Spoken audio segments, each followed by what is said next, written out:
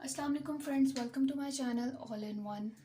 आज का लेक्चर, जैसा कि मैंने पहले बहुत सारे चैप्टर्स पर न्यूमेरिकल्स मैंने आप लोगों को इजी मेथड उनका सॉल्व करना सिखाया है। तो आज का जो हमारा चैप्टर है वो चैप्टर 14 है फिज़िक्स का, 10th क्लास का। और मैं हमेशा की तरह कुछ इजी टिप्स एंड ट्रिक्स बताऊंगी, और वो कौन से न्यूमेरिकल्स हैं जो बोर्ड पॉइंट ऑफ व्यू से बहुत इम्पॉर्टेंट हैं। तो वीडियो स्टार्ट करने से पहले मेरी ये रिक्वेस्ट है कि प्लीज़ लाइक कर दें वीडियो को और शेयर करें, and do subscribe my channel all in one. तो चलिए आज की हम लोग टॉपिक की तरफ चलते हैं और हम लोग अपना फर्स्ट न्यूमेरिकल स्टार्ट करते हैं। हमारा जो फर्स्ट न्यूमेरिकल है 14.1, it states that a current of 3 milliampere is flowing through a wire of 1 minute. What is the charge flowing through the wire? हमें करंट पता है, करंट की वैल्यू 3 मिली एम्पेयर है, और हमें टाइम भी पता है, हमने चार्ज फाइंड करना है। जैसे कि मैं पहले हर दफ़ा कहती हूँ कि आप लोग ज़्यादा से ज़्यादा हेडिंग्स देकर लिखें।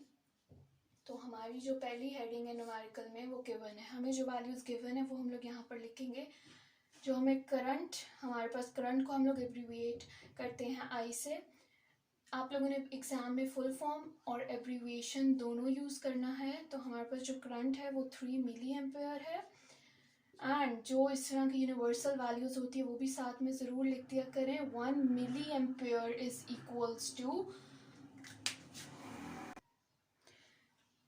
10⁻³ एम्पेयर। तो हमारा ये क्या बन जाएगा, 3 × 10⁻³ नेक्स्ट वैल्यू हमें टाइम गिवन है। टाइम को हम लोग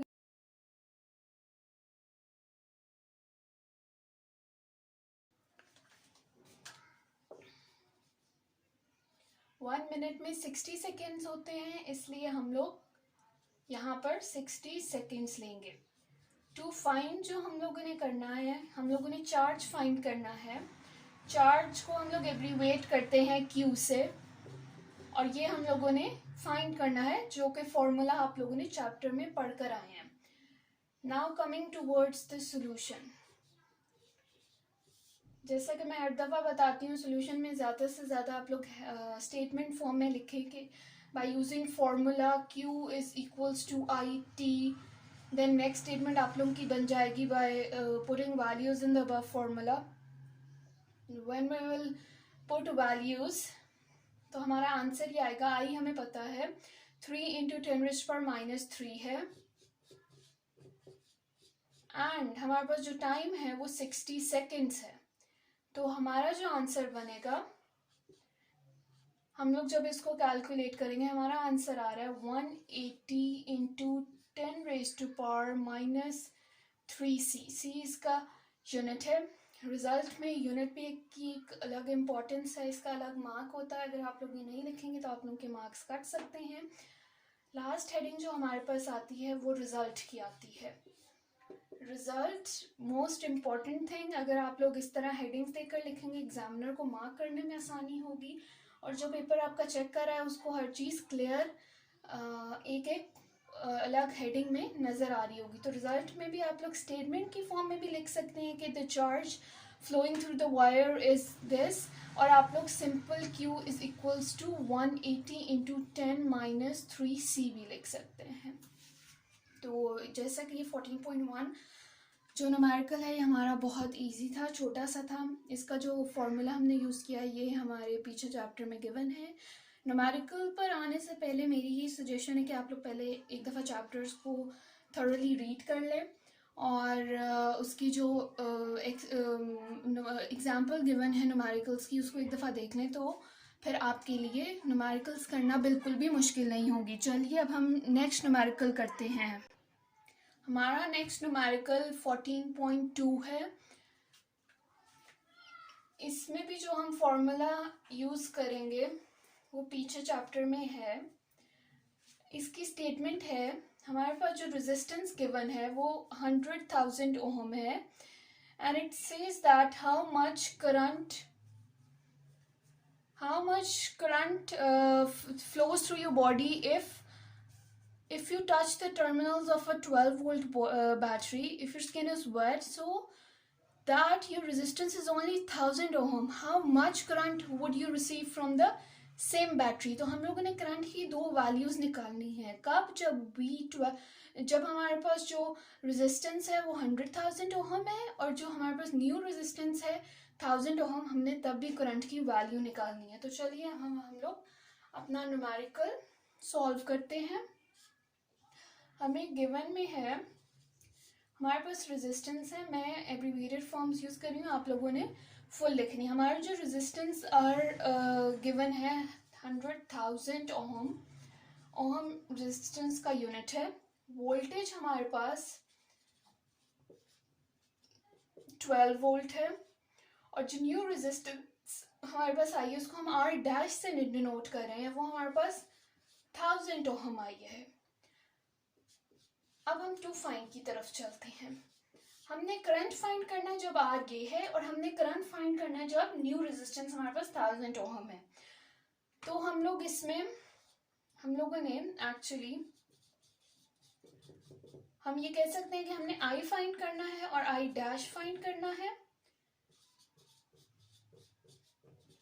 इसके सॉल्यूशन में जो हम लॉ यूज करेंगे वो थ्योरी के एस्पेक्ट में बहुत इंपॉर्टेंट है, दैट इज ओहम्स लॉ.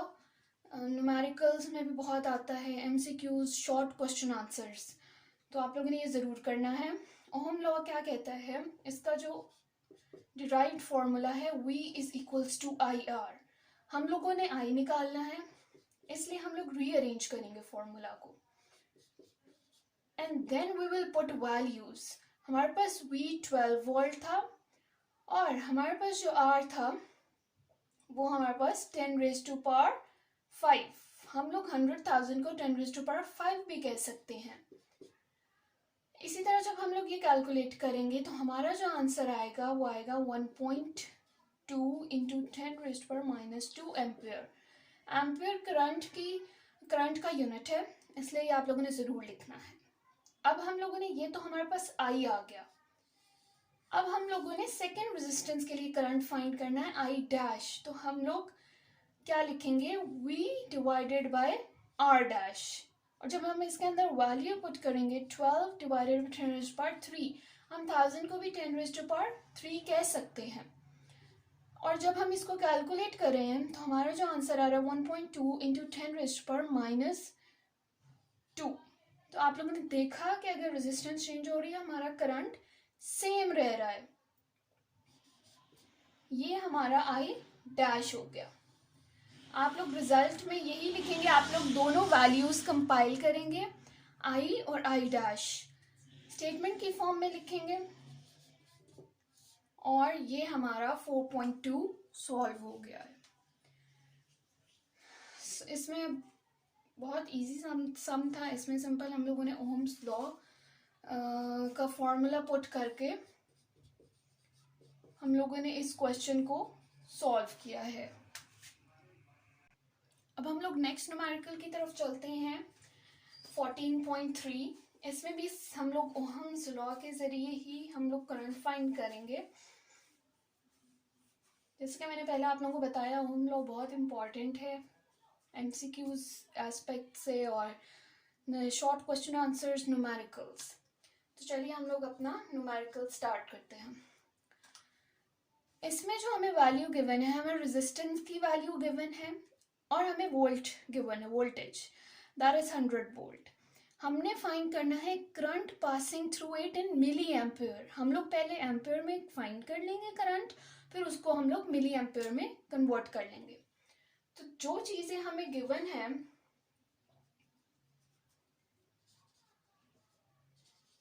हमारे पास गिवन है resistance R is equals to हमारे पास 10 मेगा ओहम है. जैसे कि मैंने पहले बताया कि जो यूनिवर्सल वैल्यूज होती है उसकी आप साइड पर जरूर वैल्यू लिखा करें. 1 mega is equals to 10 raised to power 6. तो हमारा ये बन जाएगा 10 इंटू 10 raised to power 6. हम इसको 10 raised to power 7 ओहम भी कह सकते हैं. और नेक्स्ट वैल्यू जो हमारे पास है वो पोटेंशियल डिफरेंस की है, हम उसको डिनोट V से करते हैं, दैट इज 100 वोल्ट. और हम इसको 10⁻² वोल्ट भी कह सकते हैं। हमने जो फाइंड करना है वो है current and it is denoted by I. Now coming towards the solution, again हम लोगों ने करंट फाइंड करना है। हम लोग ओम्स लॉ फॉर्मूला ही यूज करेंगे, V is equals to IR, and उसको हम रीअरेंज करेंगे। जो चीज़ हमने फाइंड करनी होती है वो हम लेफ्ट साइड पर रखते हैं, और बाकी अगर R इधर मल्टीप्लाई हो रहा है तो उधर जाकर इस साइड पर आकर डिवाइड हो जाएगा। अब हम आसानी से वैल्यूज अपनी पुट कर सकते हैं। जो वोल्ट है हमारे पास 10⁻² है, रेजिस्टेंस हमारे पास 10⁻7 है। हमने वैल्यूज पुट कर ली और हमारा जो अब आंसर आएगा ये आप लोग वैसे भी सॉल्व कर सकते हैं कैलकुलेटर के बगैर भी, ये बहुत इजी है। 7 - 2 एम्पेयर, 10 - 5, और जब हम इसको सॉल्व करेंगे फर्दर 10 - 3 एम्पेयर, तो हमारा जो आंसर आएगा, जब हम इसको मल्टीप्लाई करेंगे तो एम्पेयर में आएगा, फिर हम लोग मिली एम्पेयर, ये हमारा एम्पेयर था और मिली एम्पेयर में हमारे पास आ जाएगा 0.01 मिली एम्पेयर। तो ये हमारे पास 14.3 था। ये बिल्कुल भी, इसमें कुछ बच्चे कंफ्यूज हो जाते हैं कि हम लोग मिली एम्पेयर में आंसर कैसे दें, बट इट्स सो सिंपल। आप लोग पहले आंसर एम्पेयर में निकाल लें एंड देन उसको मिली एम्पेयर में कन्वर्ट कर दें। यहाँ तक हमारा 14.3 था। Now move on to the next numerical 14.4। 14.4 की स्टेटमेंट है, by applying a potential difference of 10 volt across a conductor, a current of 1.5 ampere passes through it। हमें पोटेंशियल डिफरेंस भी दिया हुआ है एंड करंट की वैल्यू भी गिवन है। हमने एनर्जी फाइंड करनी है from the current in 2 minutes। तो चलिए हम सॉल्व करते हैं और फिर हम देखते हैं कि हमारा आंसर क्या आता है। हमें जो वैल्यूज गिवन है, हमें V गिवन है 10 volts, हमें करंट गिवन है 1.5 एम्पेयर, हमें टाइम गिवन है दैट इज 2 मिनट। जैसा कि मैंने बताया कि 1 minute is equals to 60 second, so 2 minute is equals to 120 second. It's so obvious. इसी तरह आप लोग साइड पे इधर लिख दें कि 1 minute is equals to 60 seconds. अब टू फाइंड में हमने क्या करना है, हमने करंट, हम लोगों ने एनर्जी फाइंड करनी है, और एनर्जी को हम लोग W से रिप्रेजेंट करते हैं। W का फॉर्मूला आप लोगों ने पीछे चैप्टर में भी पढ़ा होगा। तो चलिए अब हम इसको सॉल्व करते हैं। जो फॉर्मूला हम लोग पीछे पढ़कर आए हैं एनर्जी का, वो है W is equals to QV।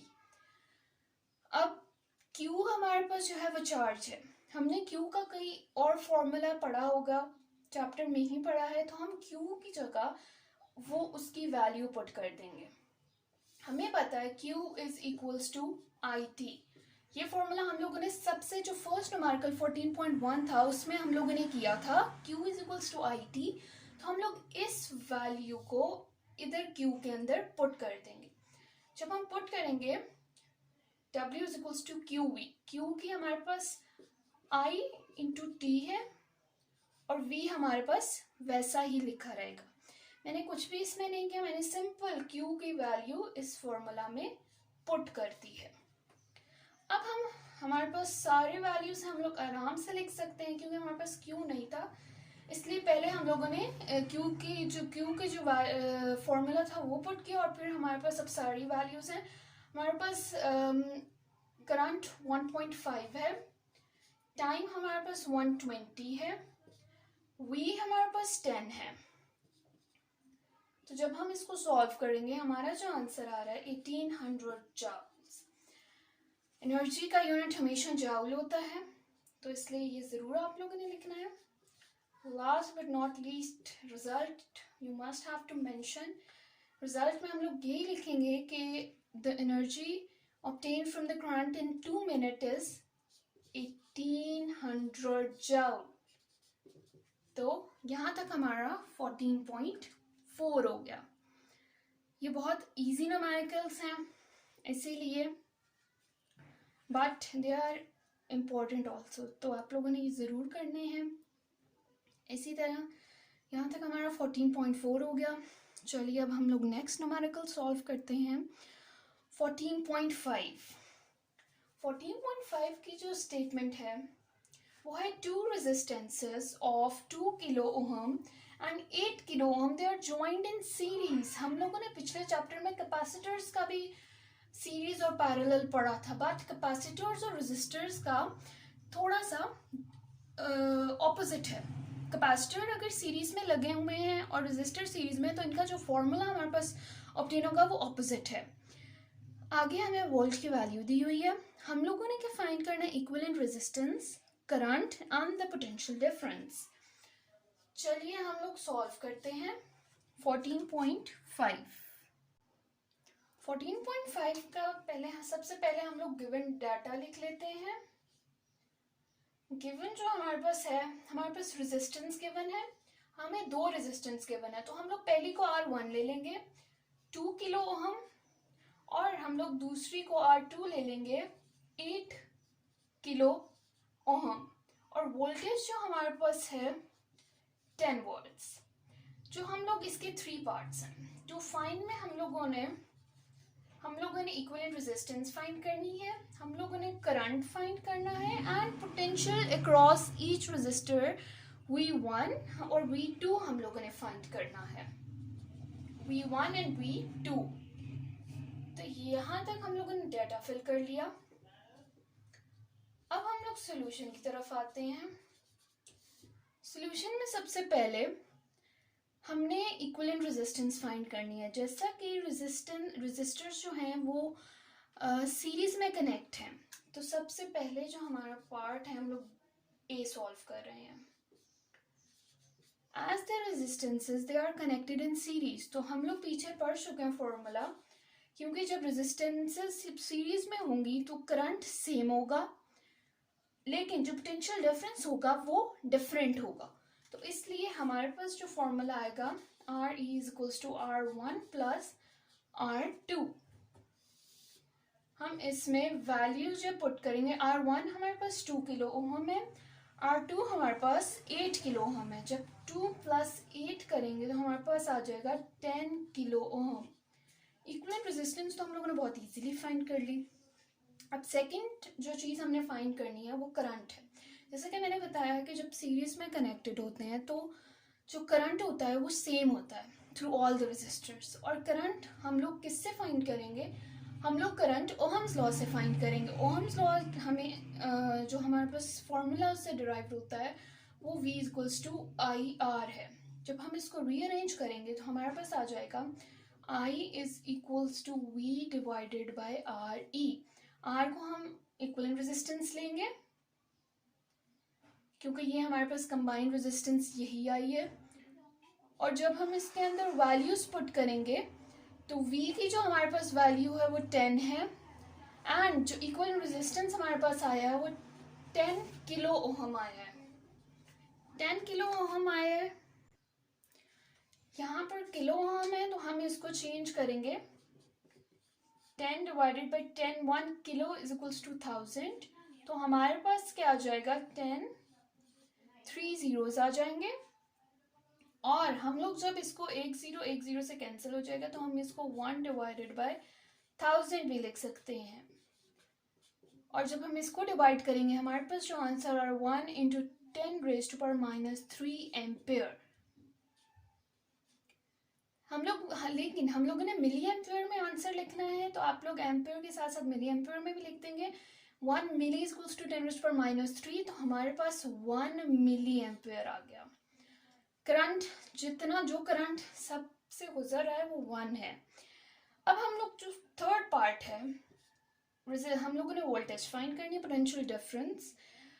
तो पोटेंशियल डिफरेंस V1 हम लोग फाइंड करेंगे अगेन ओहम्स लॉ से, V1 = IR1। और जब हम इसके अंदर वैल्यूज पुट करेंगे हमें पता है जो हमारे पास जो करंट आया है वो हमारे पास 10⁻³ आया है,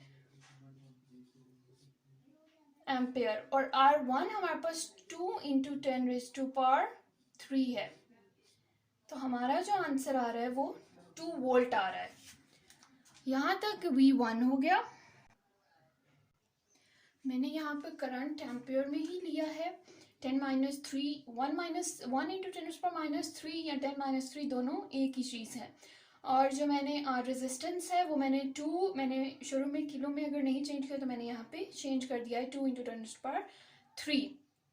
इसी तरह जब हम V2 हमारे पास R2 होगा, I अगेन हमारे पास 10⁻³ है और R2 हमारे पास 8 किलो ओम है, तो हमारे पास 8 इंटू 10⁻³ हो जाएगी। इसको अगेन कैलकुलेट करें तो हमारे पास आएगा 8 वोल्ट।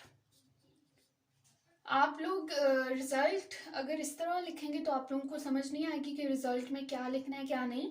तो जो जो वैल्यू निकलती जाए आप उसको साथ साथ हाईलाइट करते जाएं कि ये हमारे पास ए पार्ट निकला था, बी पार्ट जो करंट हमारे पास निकला था वो ये निकला था, एंड V1 हमारे पास 2 वोल्ट था और V2 हमारे पास 8 वोल्ट था। एंड पे आप लोगों ने रिजल्ट में डायरेक्टली ये वाली जो वैल्यूज हैं, ये करंट की वोल्ट की दोनों वैल्यूज, ये डायरेक्टली आप लोगों ने रिजल्ट में पुट करनी है और आप लोगों का 14.5 न्यूमेरिकल कंप्लीट हो गया। नेक्स्ट न्यूमेरिकल सेम इसी तरह ही है, बट उसमें जो हमारे पास थोड़ा सा डिफरेंस ये है कि जो रेजिस्टेंसेस हैं वो पैरेलल जॉइंट है। तो पैरेलल जो होगा वो इसके फुल ऑपोजिट होगा। फॉर्मूला अगर इसमें हमारे पास जो करंट सेम था तो उसमें हमारे पास जो करंट होगा वो डिफरेंट होगा और वोल्टेज सेम होगी। इस तरह से हमारा ये पैरेलल और सीरीज जो रेजिस्टेंसेस है ये थोड़ी सी ऑपोजिट है। तो चलिए हम लोग सॉल्व करते हैं। 14.6 है, जो वैल्यूज हमें इधर गिवन है, हमें R1 again 6 kilo ohm given है, R2 हमारे पास जो है वो 12 किलो ओम है, वोल्ट हमारे पास 6 वोल्ट है। हमने पिछले की तरह ही इक्विवेलेंट रेजिस्टेंस फाइंड करनी है, हम लोगों ने करंट फाइंड करना है, इसके अगेन 3 पार्ट्स हो गए, और लास्ट हम लोगों ने जो पोटेंशियल डिफरेंस है वो फाइंड करना है। तो चलिए हम लोग 1 बाय 1 करके हम लोग सारे पार्ट सॉल्व करेंगे। उसमें जो हमारा फॉर्मूला था इक्विवेलेंट का वो R1 प्लस R2 था, लेकिन ये पैरेलल में है तो हमारा जो फॉर्मूला बनेगा 1 divided by RE is equals to 1 divided by R1 plus 1 divided by R2। इसमें अगेन हम लोग जब वैल्यूज पुट करेंगे, आप लोग अभी किलो ओम में ही आंसर निकाल लें, बाद में एंड पे जाकर आप लोग ओम में कर लीजिएगा, ज़्यादा आसानी हो जाएगी। R1 हमारे पास 6 था, R2 हमारे पास 12 था। अगेन हम लोग अगर प्लस माइनस का साइन होता है तो हम लोग हमेशा डिनोमिनेटर सेम करते हैं। डिनोमिनेटर हम लोग किस तरह सेम करते हैं, अगर यहाँ पर 6 है तो हम लोग इसको इधर 6 से मल्टीप्लाई करेंगे, 12 को इधर 12 से करेंगे, और जो नीचे वाली दोनों वैल्यूज हैं उसको आपस में मल्टीप्लाई करेंगे, और हमारे पास जो आंसर आ जाएगा वो हम लोग नीचे लिख देंगे। हमारा आंसर आएगा 4 किलो ओम। 1 बाय RE था, लेकिन हम लोगों ने RE फाइंड करना है, इसलिए हम लोग 1 डिवाइडेड बाय जो इनका आंसर आएगा उसको कर देंगे, तो हमारे पास इक्विवेलेंट रेजिस्टेंस फाइंड हो जाएगी। हमारा सेकंड पार्ट है, हम लोगों ने करंट फाइंड करना है। करंट कब फाइंड करना है, जब R1 हो हमारे पास, और करंट फाइंड करना है जब R2 हो हमारे पास। अगेन हम लोग करंट के लिए ओहम लॉ लेंगे, V is equals to I1 R1। हम लोगों ने I1 फाइंड करना है, V डिवाइडेड बाय R1, जब इसके अंदर हम लोग वैल्यूज डालेंगे, 6 वोल्ट थी हमारे पास और 6 किलो ओहम था। किलो ओहम की हम लोग वैल्यू पुट करेंगे और हमारे पास जो करंट आएगा 6 इंटू ये वाला, ठीक हो गया। और जब हम लोग इसका आंसर निकालेंगे तो हमारे पास 6 से कैंसिल हो जाएगा, 1 डिवाइड बाय 1000 आ जाएगा, और हमारा जो एम्पेयर में आंसर आएगा वो 10-3 एम्पेयर होगा। मिली एम्पेयर में भी आप लोगों ने लिखना है तो इसके साथ लिख सकते हैं, हमारा मिली एम्पेयर में 1 मिली एम्पेयर आ जाएगा। इसी तरह जब हम लोग I2 फाइंड करेंगे, जैसे कि मैंने बताया पैरेलल में है तो जो करंट होगा वो हमारा डिफरेंट होगा। Current passing through the resistance R1 और R2 मतलब डिफरेंट है, और वोल्टेज हमारी सेम होगी। इसी तरह हम लोग V डिवाइडेड बाई R2 करेंगे। हमारे पास 6 डिवाइडेड बाई 12 किलो ओहम है, 6 डिवाइडेड बाई 12,000। जो हमारे पास जो आंसर आ रहा है वो 0.5 इंटू 10⁻³ एम्पियर, और मिली एम्पियर में 0.5 मिली एम्पियर।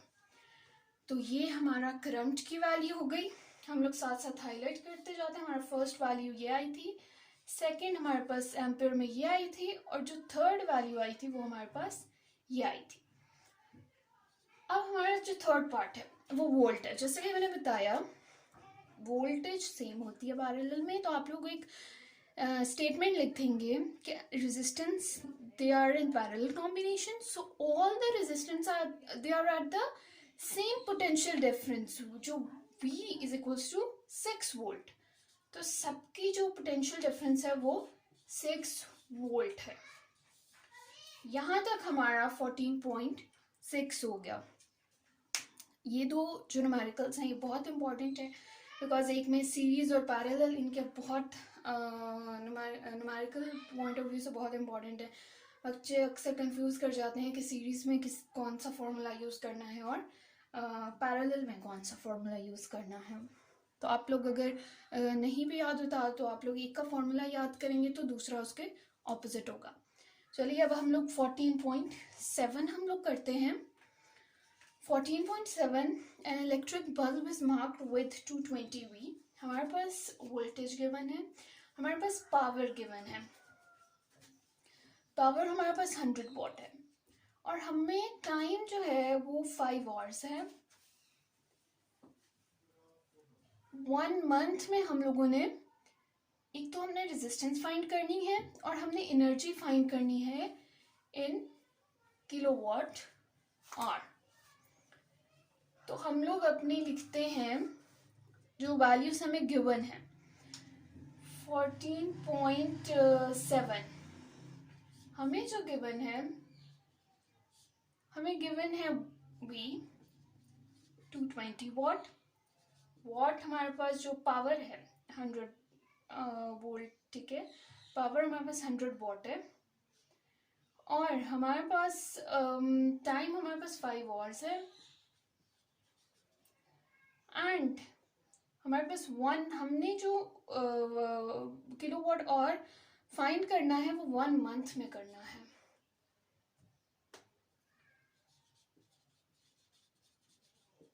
वन मंथ हमारे पास 30 डेज के इक्वल होता है। तो अब हम लोग टू फाइंड की तरफ आएंगे। हम लोगों ने रेजिस्टेंस फाइंड करनी है, और जो सेकेंड चीज हम लोगों ने फाइंड करनी है वो है एनर्जी इन किलोवाट आवर। उसको हम लोग E से रिप्रेजेंट करते हैं। इनके भी अगेन फॉर्मूलाज बहुत आसान है, हम लोग पीछे पढ़ चुके हैं। रेजिस्टेंस के लिए आज हमारे पास करंट नहीं है तो हम लोग V equals to ohm's law तो लगा नहीं सकते, इसलिए जो हम लोग एक और फॉर्मूला हम लोगों ने पढ़ा है, हमने पढ़ा है P equals to V square divided by R, and हमने रेजिस्टेंस फाइंड करनी है तो हम लोग रीअरेंज करेंगे फॉर्मूला को। V square divided bye P, V हमारे पास 220 है उसका स्क्वायर आ जाएगा, और P जो हमारे पास है लाइक पावर वो 100 है। तो हमारा आंसर जो आएगा जब हम इसको कैलकुलेट करेंगे तो हमारा आंसर आ जाएगा 484 ओहम। यहाँ तक हमने रेजिस्टेंस फाइंड कर ली, और energy in kilowatt our, energy जब अब हम सेकेंड पार्ट फाइंड कर रहे हैं, ये भी आप लोग पीछे पढ़ चुके होंगे formula, what into time in hours divided by 1000। तो वॉट हमारे पास कितने थे 100, और जो हमारे पास टाइम इन आवर्स था वो 5 था। टाइम इन आवर्स हमारे पास 5 है, लेकिन हमें उन्होंने कहा है 1 मंथ का फाइंड करना है, तो हम लोग यहाँ पे 1 मंथ में 30 डेज होते हैं, 30 को भी मल्टीप्लाई करेंगे डिवाइडेड बाय 1000। तो हमारे पास जो आंसर आएगा वो आएगा 15 किलोवाट आवर, और ये हमारा एनर्जी हो गई इन किलोवाट आवर, एंड 484 जो था हमारे पास वो रेजिस्टेंस हो गई। तो यहाँ तक हमारा 14.7 हो गया। अब हम लोग नेक्स्ट की तरफ चलते हैं। नेक्स्ट में हम लोग कह रहे हैं, नेक्स्ट की जो स्टेटमेंट है 14.8 की, incandescent bulb with an operating resistance of 95 ohm labeled 150 volt, हमें दो वोल्टेज गिवन है। अगर 120 और 220, तो हम लोगों ने बताना है कि ये जो बल्ब है ये डिज़ाइन किस वोल्ट के लिए हुआ है। इसका एक मेथड जो कि बहुत इजी है, मैं आप लोगों को वो करना बताऊंगी। पहले हम लोग गिवन लिख लेंगे। जो गिवन हमारे पास है, हमारे पास रेजिस्टेंस गिवन है 95 ओहम, पावर गिवन है 150 वाट, हमारे पास V1 जो है 120 वी है और V2 जो है हमारे पास 220 वी है। और हम लोगों ने फाइंड करना है कि is this bulb design for use in a 120 V circuit और 220 वी सर्किट। ठीक हो गया। एक्चुअल में हम लोगों ने वी ही फाइंड करना है। तो हम लोग सॉल्यूशन सॉल्व शुरू करते हैं। हम लोग इसमें जो फॉर्मूला यूज कर रहे हैं, अगेन वो जो हमने ऊपर वाले क्वेश्चन में किया, P equals to V square divided by R. हम लोगों ने वी फाइंड करना है कि ये जो बल्ब है ये किस सर्किट के लिए है। तो हम लोग V को इस साइड पर ले आएंगे और P इंटू आर। हम लोगों ने स्क्वायर को ख़त्म करने के लिए इसको square, we will take square root on both sides. जब हम स्क्वायर रूट लेंगे दोनों साइड्स पर,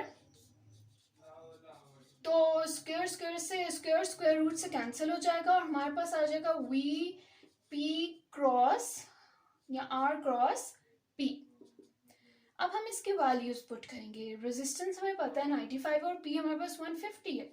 150 इंटू 95, हम जब इसको सॉल्व करेंगे तो हमारे पास आ जाएगा 119.37।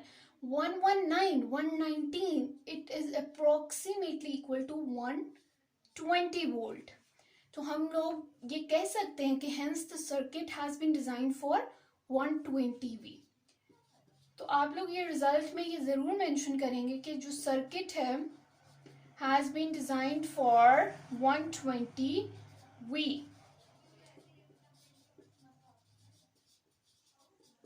यहां तक हमारा 14.8 हो गया। अब जो हमारा नेक्स्ट न्यूमेरिकल है वो थोड़ा सा लंबा है, लेकिन उसका मेथड करने का एक ही है, वो बहुत आसान है। चलिए अब हम लोग अपना नेक्स्ट न्यूमेरिकल स्टार्ट करते हैं। 14.9, जो हमारे पास 18.9 है वो है a house is installed with 10 bulbs of 60 voltage. इसके 4 पार्ट्स हैं। मैं साथ साथ इधर गिवन की वैल्यूज लिखूंगी और साथ साथ आप लोगों को पढ़कर बताऊंगी। तो जो गिवन में जो हमारे पास ए में है, गिवन में जो हमारे पास ए में है वो है कि बल्ब कितने,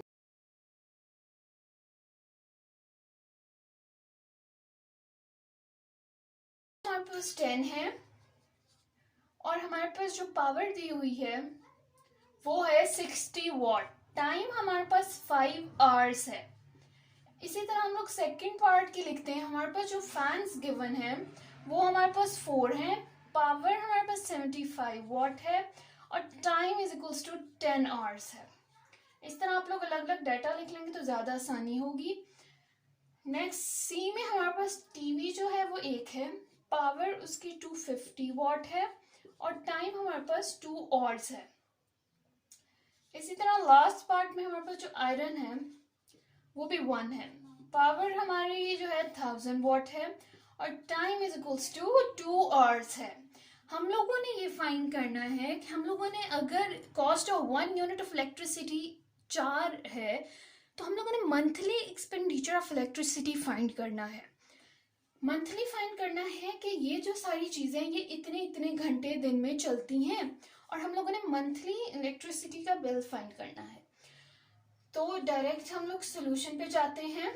हमारा जो फर्स्ट हम लोग पार्ट, अगेन हम लोग जो हम लोगों ने एनर्जी इन किलोवाट आवर वाला फॉर्मूला यूज़ किया था, हम लोग वही फॉर्मूला यूज़ करेंगे कि cost of electricity is equals to watt into time in hours divided by 1000 into cost of 1 unit. हम लोग, क्योंकि हम लोगों ने एक जो कॉस्ट है यूनिट की वो ₹4 है, तो इसलिए हम इधर ही इसको मल्टीप्लाई कर देंगे। अब वॉट हमारे पास कितने हैं? हमारे पास 60 वॉट है। टाइम इन आवर्स हमारे पास 5 है, लेकिन ये किसका है? ये बल्ब का है, और बल्ब कितने हो रहे हैं? 10। तो टोटल नंबर भी हम लोग जरूर लिखेंगे। इनटू कॉस्ट ऑफ 1 यूनिट 4 है, डिवाइडेड बाय 1000। जब हम इसको सॉल्व करेंगे तो हमारे पास जो आएगा वो ₹12 आएगा। यहां तक हमारा जो है ए पार्ट हो गया। अब इसी तरह हम लोग यही फॉर्मूला यूज करेंगे और हम लोग बी पार्ट सॉल्व कर लेंगे। बी में जो हमारे पास वॉट है वो 75 है और 10 है, और फैंस हमारे पास टोटल 4 हैं और 4 ही यूनिट है। इसको भी जब हम 1000 से डिवाइड करेंगे तो हमारा आंसर 12 आएगा। इसी तरह हम लोग सी पार्ट को कर लेंगे। सी को जब हम लोग करेंगे, सी को हमारे पास टीवी 1 है, तो अगर हम ना भी वैल्यू लिखें तो सेम होगा। पावर जो हमारे पास है वो 250 है, 2 आवर्स हैं, और 4 जो है वो हमारे पास कॉस्ट ऑफ 1 यूनिट है। इसी तरह डिवाइडेड बाय 1000, तो इसकी वैल्यू जो हमारे पास आ रही है वो 2 आ रही है, ₹2। अब हम लोग, ये तो हो गया हमारे पास सी पार्ट। अब हम लोग करते हैं डी पार्ट। डी पार्ट जो है वो है हमारे पास आयरन 1 है, पावर हमारे पास 1000 वोल्ट है, 1000 इंटू जो टाइम है हमारे पास वो 2 है, और कॉस्ट ऑफ 1 यूनिट जो है वो 4 है, डिवाइडेड बाय 1000। तो हमारे पास क्या आंसर आएगा? 2 इंटू 4 को करें तो ₹8। ये अभी हमने अलग अलग निकाला है। अब हम इनको ऐड करके डेली का निकालेंगे और फिर मंथली निकालेंगे। तो चलिए अब हम लोग डेली का निकालते हैं। ये अभी मैं सॉल्यूशन ही कंटिन्यू कर रही हूँ।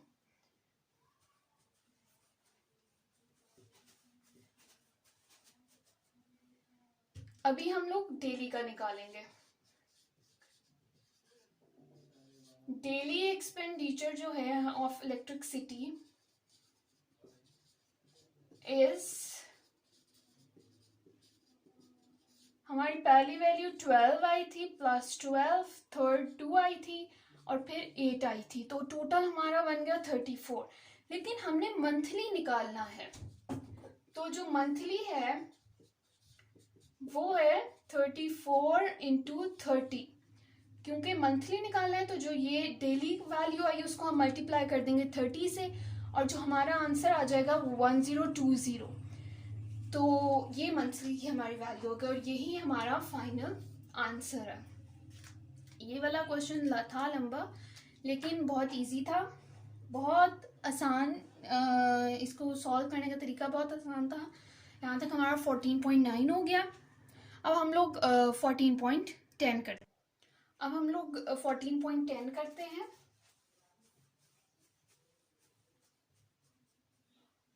जो 14.10 है वो है 100 volt lamp bulb and 4 kilowatt water heater, they are connected to 250 volt supply. हमें पावर दी हुई है और वोल्टेज दी हुई है। हम लोगों ने करंट, दोनों अप्लायंसेस का फाइंड करना है, और रेजिस्टेंस। ये बहुत इजी है। सबसे पहले हम लोग वैल्यूज लिख लेते हैं। जो हमें गिवन में है वो है, हमें P टू 100 वॉट, P1 हमारे पास 100 वॉट है, P2 हमारे पास जो है वो 4 किलोवाट है। हम इसको भी कर लेंगे 4 इंटू 10⁻³ वॉट। इसी तरह जो हमारे पास वोल्टेज है वो है 250 वॉट। अब हम लोगों ने करंट फाइंड करना है। P1 जो हमारे पास है वो लैंप का है, और P2 हमारे पास जो है वो हीटर का है। तो हम लोगों ने दोनों का करंट फाइंड करना है। मतलब हम लोगों ने I1 I2 फाइंड करना है और R1 रेजिस्टेंस और R2 हीटर की रेजिस्टेंस भी फाइंड करनी है। तो हम लोग इस क्वेश्चन में एक बात तो क्लियर है, हम लोग स्टार्ट में ओहम लॉ तो लगा नहीं सकते, वो is equals to I R, क्योंकि ना हमें आई पता है ना हमें आर पता है। तो एक और करंट का फॉर्मूला है P is equals to I V. सबसे पहले हम लोग इसमें लैम्प का फाइंड कर लेते हैं। हम लोग रीअरेंज करेंगे फॉर्मूला को। I is equals to P divided by V। P हमारे पास जो है वो 100 है और V हमारे पास 250 है, तो हमारा आंसर आ जाएगा 0.4 एम्पियर। ये था हमारे पास लैम्प का मतलब I1।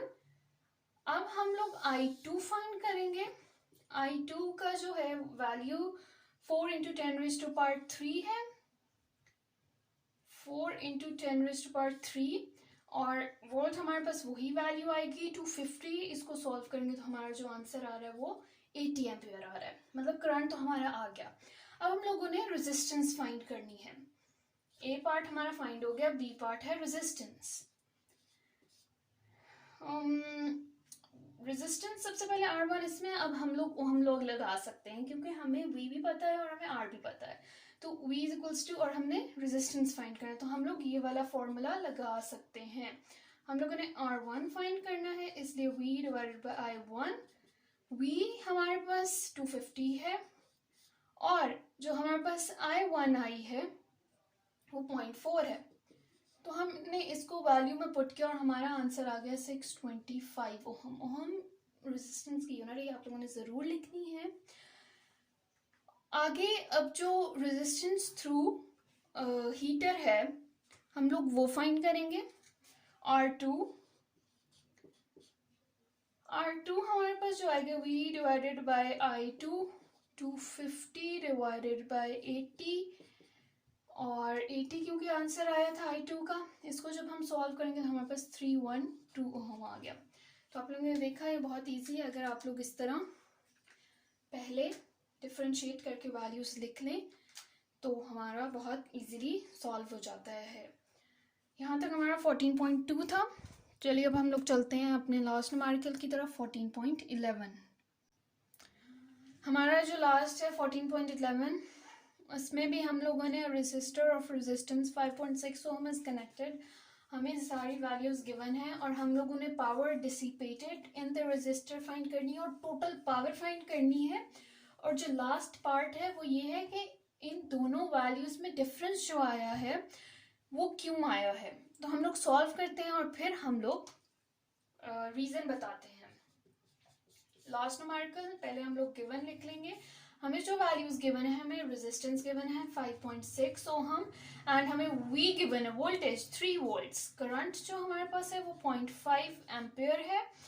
हम लोगों ने टू फाइंड में हमारे पास आएगा, हम लोगों ने पावर डिसिपेटेड फाइंड करनी है, power produced by the battery. हम power produced by the battery को P डैश भी ले सकते हैं। हम लोगों ने power dissipated and power produced by the battery हम लोगों ने फाइंड करनी है और हम लोगों ने difference why these two quantities differ उसका रीजन देना है। तो हम लोग चले पहले हम लोग ये दो पार्ट सॉल्व करते हैं और पहले देखते हैं कि डिफरेंट आ रहा है या सेम आ रहा है। तो हम लोग इसमें जो फॉर्मूला पुट करेंगे पावर डिसिपेटेड में वो है P is equals to, again पीछे वाला formula, P is equals to I V और हमें पता है जो V है वो इक्वल है IR के, क्योंकि हमें रेजिस्टेंस भी गिवन है तो इसलिए हम लोगों ने ये वाला फॉर्मूला यूज किया। As we know that V is equals to IR, तो हम इसकी जो वैल्यू हम इसके अंदर पुट करेंगे IR और हमारे पास आ जाएगा I²R। तो हम इसमें जब वैल्यूज पुट करेंगे 0.5 का स्क्वायर इंटू 5.6 हमारे पास आंसर आ रहा है 1.4 वॉट। अब हम P डैश फाइंड करेंगे। P डैश हम लोग अगेन IV से फाइंड करेंगे और हमारा जो इसमें जो वैल्यूज पुट करेंगे P is equals to 0.5 into 3 is equals to 1.5 watt. जो हमारा इसमें जो आंसर आएगा वो 1.5 वॉट आएगा। हम लोगों ने देखा कि ये दोनों डिफरेंट है। क्यों डिफरेंट है? क्योंकि हमारा जो रीजन होगा वो ये होगा कि some power is lost by the internal resistance of the battery. हमारा ये डिफरेंस इसलिए आया है क्योंकि जो पावर हमारी कुछ पावर लॉस हो गई है इंटरनल रेजिस्टेंस की वजह से। एज वी नो कि जो ईएमएफ है हमारा इलेक्ट्रोमोटिव फोर्स, उसकी हमारे पास एक फॉर्मूला हम लोगों ने पढ़ा था, is equals to I R plus I R, and हमें पता है आई आर वी के इक्वल है। हम इसको वी टी ले लेंगे। वी टी हमारे पास टर्मिनल पोटेंशियल डिफरेंस है। अब अगर हम लोग वी टी की वैल्यू निकालें तो हमारे पास ई माइनस आई आर है, तो हमारे पास वी टी जो है वो लेस देन ई है due to the internal resistance of the battery. तो हमारा जो आंसर है वो यही होगा कि why these two quantities are different, because some power is lost by the internal resistance of the battery. आप लोग अगर ये डेरिवेशन साथ कर देंगे तो वेल एंड गुड, लेकिन अगर आप लोग बस ये स्टेटमेंट भी लिख देंगे तो दैट्स इनफ। यहाँ तक हमारे न्यूमेरिकल्स थे 14.11 और ये हमारा आखिरी न्यूमेरिकल था। यहाँ पे हमारा लेक्चर एंड हो गया है। अगर आप लोगों को कोई भी कन्फ्यूजन हो तो आप लोग कमेंट्स में ज़रूर पूछ सकते हैं, और लेक्चर के बाद प्लीज़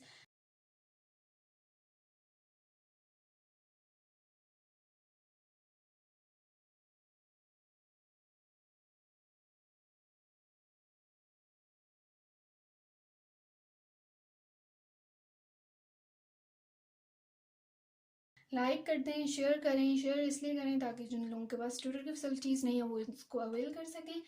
और कमेंट में बताएं अगर आप लोगों को किसी भी और टॉपिक में भी कन्फ्यूजन है, मैं उसका लेक्चर ज़रूर अपलोड करूँगी। And subscribe my channel all in one, and अल्लाह हाफिज़।